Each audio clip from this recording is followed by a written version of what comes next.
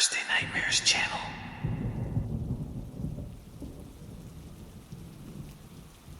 The screech of a bat flying over their heads took them by surprise, and the three Victorian gentlemen suddenly stood on guard as they crossed the desolate cemetery. In the distance, an abandoned church with sharp steeples added a sinister touch to the cloudy sky, illuminated by a massive full moon. The cold prevailed among the night fog, seeping into their bones. They wore pristine shirts, ties, and suits with vests, covered by long coats that shielded them from the freezing night. Wide-brimmed hats pulled down to their foreheads completed their sober attire. After much searching, the explorers found the crack that led to the crypt. Cautiously, masking their fear, they descended the stone steps into the vast interior. The musty air inside reeked of age and death. From the crumbling columns flanking the entrance to the broken and headless marble statues scattered across the dusty floor, everything spoke of decay. The claustrophobic crypt lacked windows, and through the few cracks in the walls, the wind howled. The tip that had led them to this macabre crypt seemed unbelievable. But the detectives were determined to end this nightmare, no matter the cost. That's why Inspector Johnson, the leader of the small group, carried that sharp stake in his pocket. The trio's nocturnal raid was clandestine. If their superiors had known, they would have arrested them or, worse, had them locked up in a madhouse.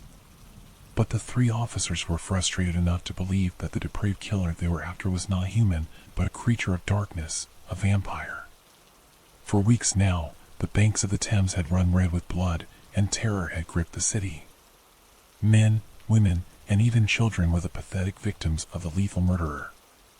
And they, the ones charged with protecting the British people, always arrived too late, only to collect the bodies. Lifeless corpses drained of blood, with 2 deep puncture wounds in their necks. They moved forward through the increasingly ominous atmosphere. In their left hands, they gripped lanterns, and in their right, they held revolvers, ready to fend off any attack. But no one came at them, silence breathed in the shadows. Eventually, they found a passage leading to the only existing room. If the sarcophagus was anywhere, it would be there. Johnson turned the doorknob and knew they wouldn't need to use force to enter. With a shove, the door swung open with a creak. The chief detective illuminated the gloom with his lantern and entered resolutely, followed by his subordinates. Dozens of cobwebs covered the corners, and dampness seeped through the cracked walls. They didn't find an elegant sarcophagus, but a crude, open coffin with the lid thrown aside. They approached and saw it. There it lay, stiff, eyes closed inside the coffin. The body was dressed in rags and smelled awful. It had to be dead, or at least that's what it looked like, for they had never seen anyone with skin so decayed. The officers exchanged silent glances. They still couldn't believe this corpse was the notorious killer. Could the information have been false? Had they been tricked? It wouldn't be the first time an anonymous letter contained a misleading clue either out of ignorance or malice from the sender. But they couldn't have come all this way on this freezing night for nothing.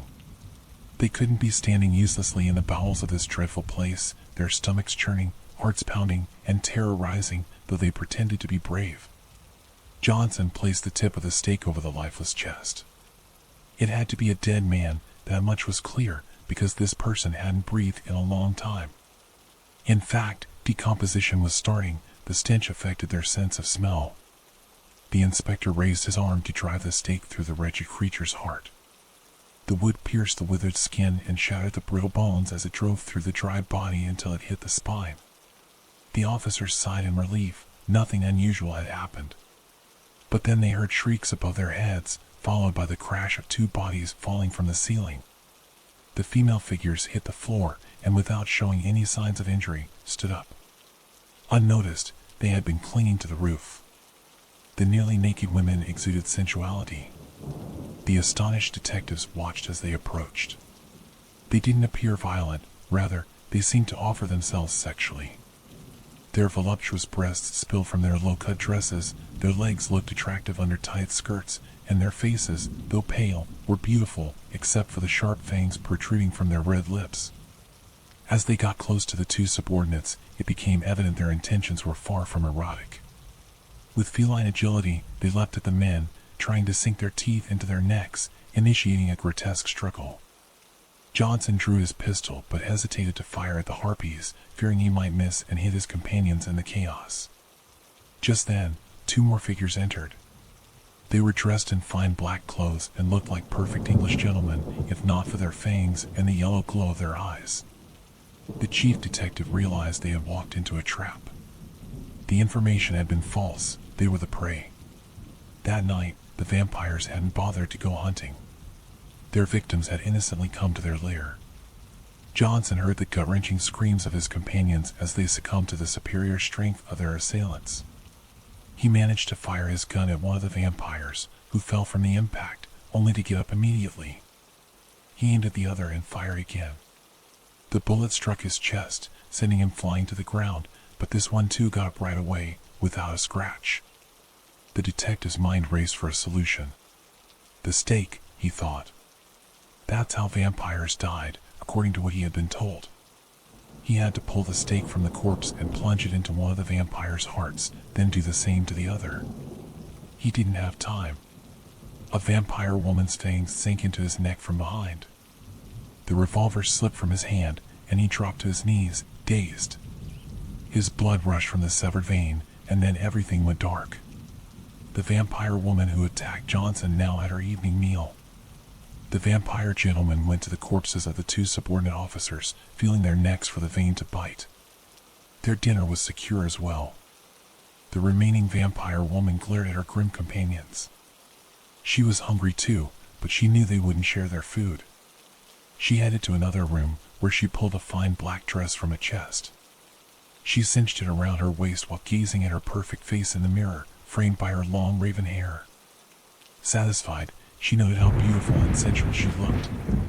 She smiled, recalling the popular myth that vampires didn't cast reflections in mirrors. A silly superstition, she thought. She left the vast crypt, climbing the stone stairs to the porch top with a lantern. A couple of crows cawed as she passed. Outside, she crossed a moonlit grove. She had to go to the misty streets of East London. There, it would be easy to hunt down male prey who would mistake her for a prostitute. Soon, the crows watched their friend return among the tombstones under the thick canopy of the cemetery trees, and they perched on her shoulders. Her face no longer appeared beautiful. It was ashen, her eyes sunken in deep dark circles, and a trickle of blood dripped from her lips.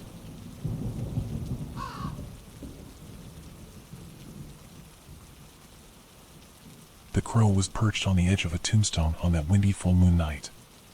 It did not caw and seemed melancholic. It remained still as the two shabby intruders crossed the cemetery toward the grave the bird watched over. It didn't flinch when they pulled their tools from their bags. The men exchanged puzzled glances. Could it be the same crow? During their previous clandestine ventures, they had always spotted a black bird circling when they began their grim work. No one had bothered them then, and there was no reason anything bad should happen now, they thought. In fact, the birds seemed to bring them good luck in their dangerous task. In 19th century Edinburgh, the law severely punished those who dared to desecrate graves and steal corpses. But greed outweighed caution. In exchange for bringing them a fresh corpse to dissect in anatomy classes, the medical office paid them £7.20, a small fortune equivalent to a few months' wages. And the grave they were about to desecrate had recently been occupied. They didn't care that the newly deceased had been a very strange man, extremely pale, who always dressed in black and was never seen in daylight. The stronger of the thieves pulled a crowbar from his bag and began prying against the gray tombstone. Skillfully, he managed to create a small crack and, with effort, remove the marble slab. "Practice makes perfect," he whispered to his accomplice as he pushed the grave slab aside to make enough space to slip in. The crow remained still, unfazed, watching the two criminals with indifference. The lead grave robber slipped into the pit while his companion stayed above, keeping watch. The drizzle, which had been light until then, began to intensify, and lightning streaked across the cloudy sky. Thunder immediately followed. The companion above thought he heard a scream coming from inside the tomb, but the roar of thunder drowned out what was happening. He moved closer to the hole and lit his lantern to pierce the darkness. Something strange was happening below. His friend was struggling with someone in a fierce fight. Now he could hear it, his friend's voice was crying for help. From the darkness, the sounds of blows were heard, then an abrupt silence. Another lightning bolt lit up the night, followed by a deafening crash. "John, what's happening down there?" he exclaimed more than asked. There was no reply. The rain was pouring, drenching him, but the tremor running through his body wasn't from the cold or the howling wind. A shiver crawled up his spine. He had seen it. By the light of the lantern, he saw the deformed figure rising from the grave. He hesitated. Should he help his friend or run? Then, he felt something grasp his ankles. A claw pulled him down. He lost his balance and fell. His lantern tumbled to the bottom, illuminating the burial chamber. The thief hit the ground hard. As he got up, he saw an open coffin and, next to it, a corpse with a blue-tinted face from a recent hanging. It was John. With his heart pounding, he looked up toward the opening where the rainy sky was visible. He tried to climb out desperately, clawing at the dirt. He had to escape that trap and flee the horror. But he couldn't make it to the surface. The putrid stench that filled the place became stronger. That thing had hunted him down. It struck him from behind, gripping his neck. The zombie's icy fingers squeezed tighter and tighter. Moments later, life left him, and his lifeless body lay piled beside his partner. The cadaverous figure emerged through the grave's opening. Between the tombstones and crosses, the macabre face that had terrified the thief could be seen, the dried-up mask of sharp teeth and evil gaze. As the monster walked away, the crow glided down into the open grave and, without fear, descended into the pit. Below, its meal waited. 2 fresh corpses and 4 wide-open eyes, whose pupils the bird eagerly began to peck.